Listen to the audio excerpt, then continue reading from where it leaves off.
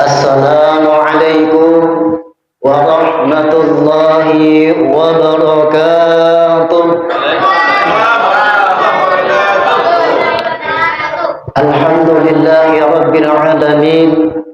Wassalatu wassalamu ala asyrafil anbiya'i wal mursalin Sayyidina wa maulana Muhammadin wa ala alihi wa ashabihi ajma'in. Amma ba'd.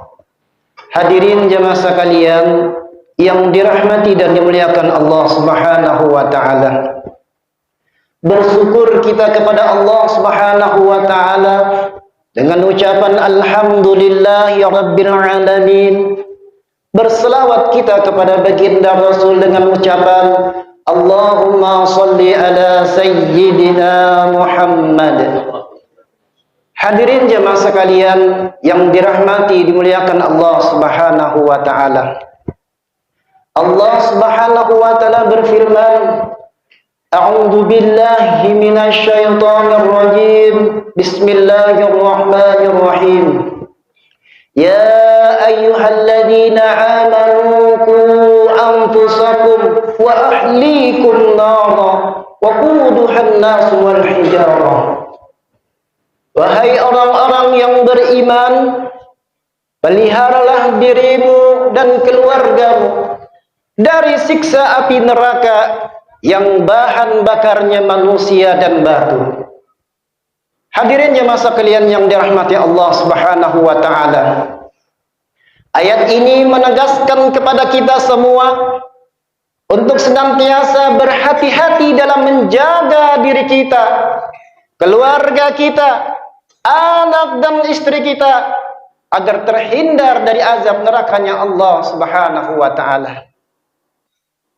Oleh karena itu hadirin jemaah sekalian yang dirahmati Allah Subhanahu wa taala, kita sebagai orang tua memiliki tugas dan tanggung jawab terhadap anak-anak kita, istri kita, keluarga kita, yang kelak nanti kita akan pertanggungjawabkan di hadapan Allah Subhanahu wa taala.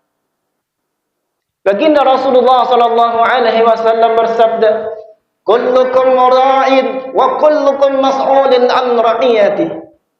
Setiap kalian adalah pemimpin dan setiap pemimpin akan diminta pertanggungjawaban terhadap apa yang telah dia pimpinnya.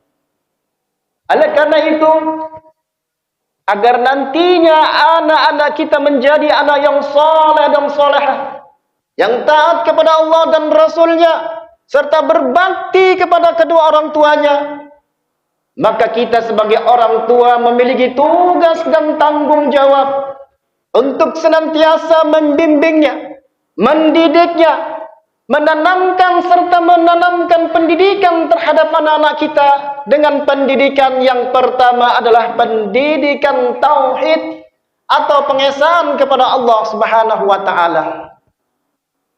Kita ajarkan kepada anak-anak kita tentang pendidikan tauhid, bahwasanya yang menciptakan Allah Subhanahu wa taala, yang menghidupkan dan mematikan Allah Subhanahu wa taala, dan hanya kita bergantung semata-mata kepada Allah Subhanahu wa taala dan tidak menyembah selain daripadanya. Ini yang kita tanamkan, kita ajarkan terhadap anak-anak kita. Hal ini juga sebagaimana yang telah diwasiatkan Luqman terhadap anak-anaknya.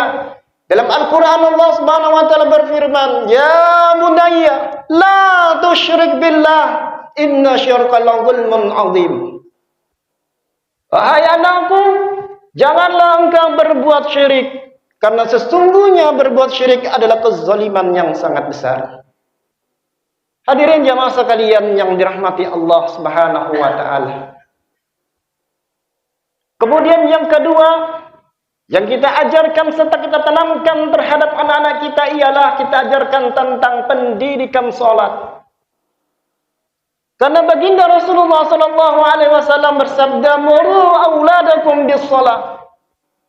Perintahkanlah anak-anak kalian untuk mengerjakan salat. Kapan waktunya?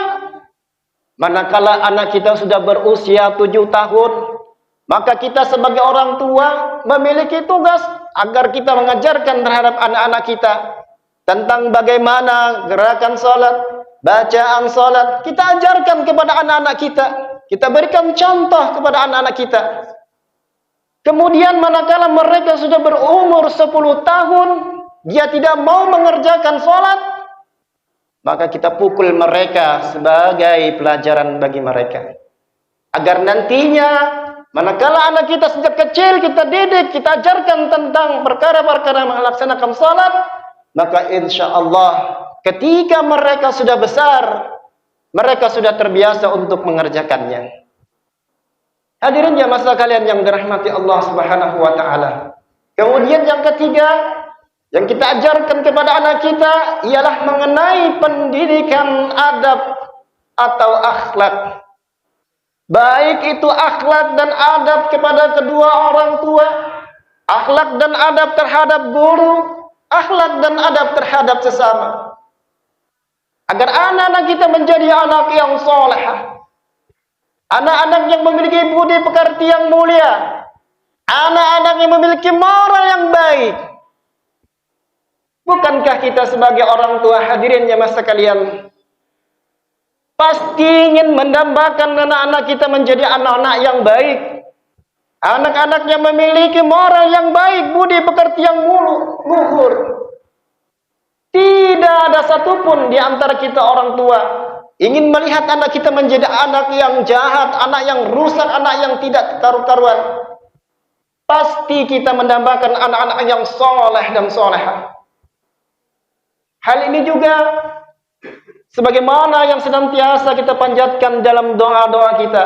Rabbana hablana min azwajina wa dzurriyyatina qurrata a'yun waj'alna lil muttaqina imama. Ya Tuhan kami, anugerahkanlah kepada kami istri-istri kami, anak-anak kami sebagai penyenang hati kami, dan jadikanlah kami imam bagi orang-orang yang bertakwa. Hadirin jamaah sekalian yang dirahmati dimuliakan Allah Subhanahu wa taala.